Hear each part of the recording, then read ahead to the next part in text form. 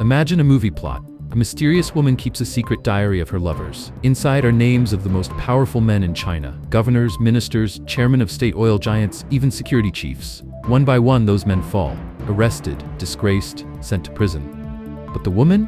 She walks away. She keeps her fortune, worth billions. She keeps her freedom. She disappears like a ghost. This is no Hollywood script. This is the true story of Li Wei, China's so-called public mistress. Her rise from penniless refugee to billionaire power broker shook the country. Her diary terrified Beijing's elite, and her sudden disappearance left only questions. Was she a clever survivor, a traitor, or an undercover agent in a game far bigger than love affairs? And behind her story lies a darker truth. Li Wei was not an anomaly. She was a symptom of a system rotten to its core, where corruption and mistresses went hand in hand, reaching all the way up to the paramount leader of the Chinese Communist Party. It's all covered in today's China Unfiltered. Before we dive into all of this, let us know in the comments where you're watching this video from. Connecting with viewers across the world is a huge source of inspiration for us.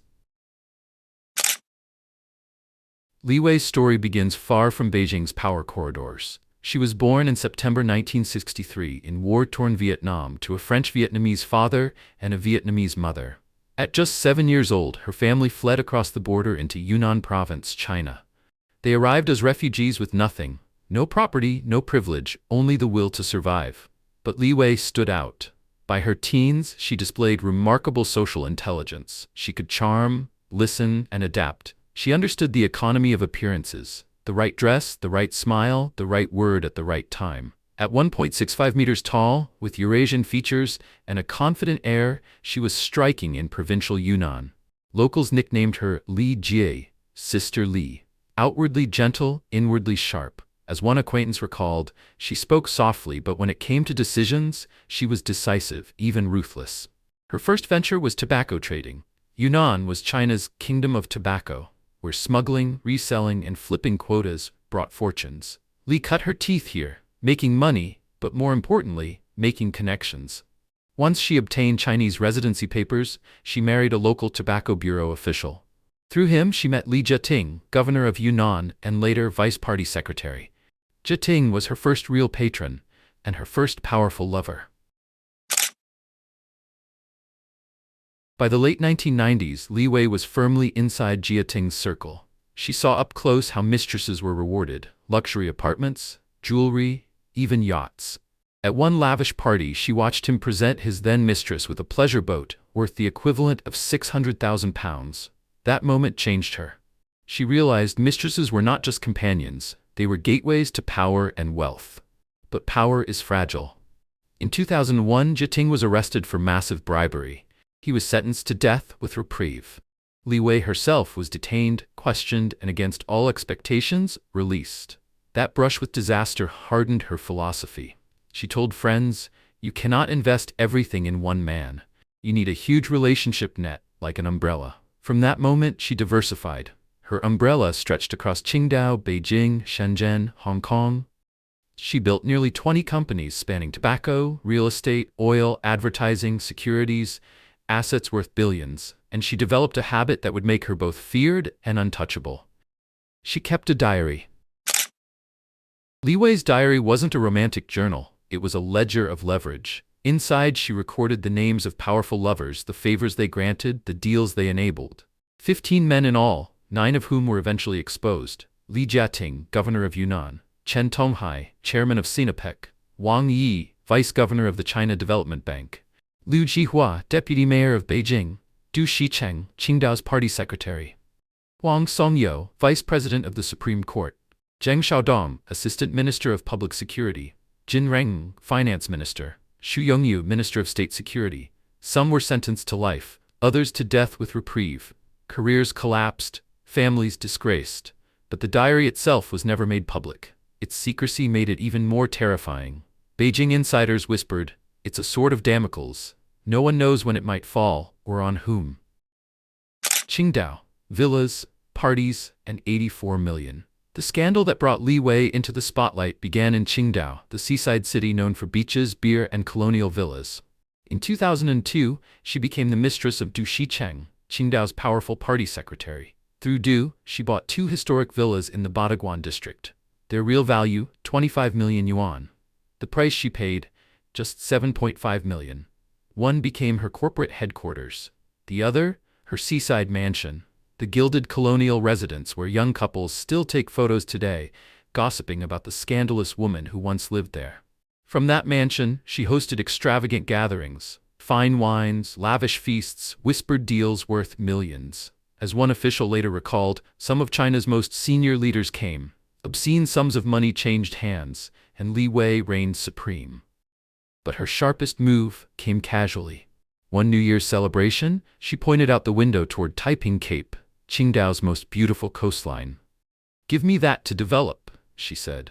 With Du's help, she secured rights to 60,000 square meters of prime land. She never built anything. Instead, she flipped the rights to state developers, pocketing 84 million yuan overnight. One sentence, 84 million. Du funneled her over 100 million in benefits. She gave him back just 170,000 yuan. By 2008, Du was sentenced to life for corruption. Rumors say he died in prison. Some whisper suicide, others whisper silencing. The SINOPEC king. Through Du, Li met Chen Tonghai, chairman of SINOPEC, China's oil giant. Chen was red royalty, the son of a revolutionary hero. But as chairman, he lived like a king, 1.2 million yuan spent every month on luxuries. For Li Wei, he showered super gift packages, a real estate flip. In 2004, her company bought 75% of Taishan real estate for 123 million yuan. 6 weeks later, she sold it for 325 million. Profit, 200 million. Advertising monopoly. Her media company secured exclusive rights at 30,000 SINOPEC gas stations. Gas station shares. She received equity in 183 gas stations across Beijing, Guangdong, and Fujian, worth over 1 billion yuan. Chen believed he was protecting her. But when Li was arrested in 2006 for tax evasion, his influence couldn't save her. By 2009, Chen himself was convicted of taking bribes worth 195 million yuan. Sentence, death with reprieve. Once again, Li Wei's testimony sealed his fate. Her influence stretched to Beijing's highest offices. Jin Renqing, the finance minister, was tipped as a future vice premier. But in 2007, before the party congress, he abruptly resigned, officially for personal reasons. In truth, his affair with Li Wei had doomed him.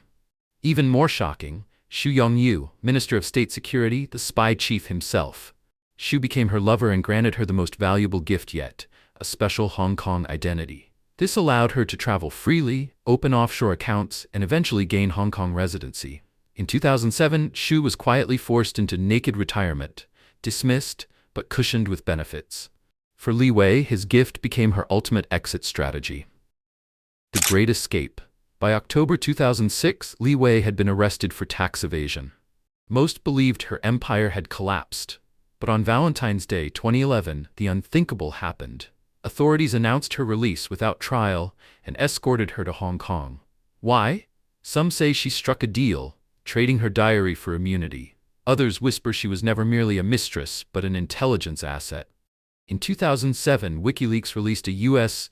diplomatic cable from Shanghai. It reported that Li Wei claimed ties to Chinese military intelligence, while some investigators suspected she might even be a Taiwanese spy. That ambiguity explains everything: her survival, her fortune, her disappearance. Either way, Li Wei walked free. Billions intact. Freedom intact. Li Wei's story spread like wildfire online. To many women, she was an unlikely heroine, proof that in a patriarchal system, one woman could outwit men and seize power. She showed Chinese men they can't always have it their own way, one student wrote. To others, she was a villain, a parasite who profited from corruption and betrayal. But beyond morality, her case revealed a deeper truth. Mistresses were woven into corruption itself. Studies found that over 90% of corrupt officials had mistresses. Railways Minister Liu Zhijun kept 18 mistresses, showered with stocks and apartments. A provincial bank chief was exposed with 146 mistresses. In Shaanxi, investigators uncovered mistress villages, entire apartment blocks housing lovers of coal bosses. On online forums, mistresses swapped tips. One boasted, "If I'm dumped, I'd rather cry in the back of a BMW than on a bicycle." Against this backdrop, Li Wei wasn't unique. She was unique because she won. Li Wei's story seems extraordinary, but she was just the tip of the iceberg. Time after time, investigators followed the same formula. Find the mistress, follow the money, catch the official. Mistresses weren't side notes, they were pipelines of evidence, and they exposed how systemic the rot was. While migrant workers went unpaid, while hospitals overcharged patients, while farmers struggled, elites spent fortunes on banquets, villas, and women. Li Wei's diary was terrifying because it didn't show one bad apple. It showed the orchard itself was spoiled, and she turned that knowledge into survival. The shadow of Jiang Zemin. Corruption during the rule of Jiang Zemin, the former leader of the Chinese Communist Party, reached an unprecedented level. Jiang was infamous not only for his personal indulgences, but also for his brutal political campaigns. Most notoriously, in July 1999, he launched the nationwide persecution of Falun Gong practitioners, a peaceful spiritual discipline rooted in meditation and moral teachings. What began as an order to eradicate the practice quickly spiraled into one of the darkest human rights disasters of modern China. Millions of practitioners arbitrarily detained, imprisoned, and tortured with unspeakable cruelty. Even worse, credible evidence shows they were victims of live organ harvesting, their hearts, livers, and kidneys cut out while they were still alive, turning this atrocity into a billion-dollar industry of death. This was Jiang's legacy on the public stage: repression, brutality, and systemic crimes against humanity. But in his private life, Jiang was equally notorious. Whispers of his numerous mistresses, some actresses, some officials' wives, circulated for years. His Shanghai gang protégés followed the same pattern: bribes, mistresses, and protection in exchange for loyalty. Multiple defectors and leaked reports alleged that Jiang maintained an inner circle of young women, rewarded with apartments, jewelry, and cushy positions. Meanwhile, investigations into his allies exposed endless mistress networks and staggering webs of corruption. Li Wei, then, was not an anomaly. She was simply the mirror reflecting a system rotted from the very top. When the man at the pinnacle indulges in brutality against millions while privately swimming in greed, lust, and decadence, why would his underlings behave any differently? That is the uncomfortable truth. Li Wei's saga may feel dramatic, but it is not unique. It is a morality tale of a regime where corruption was never the exception. It was the rule, enforced through repression, financed by exploitation, and protected by power all the way to the very top. Li Wei's story tells us three things.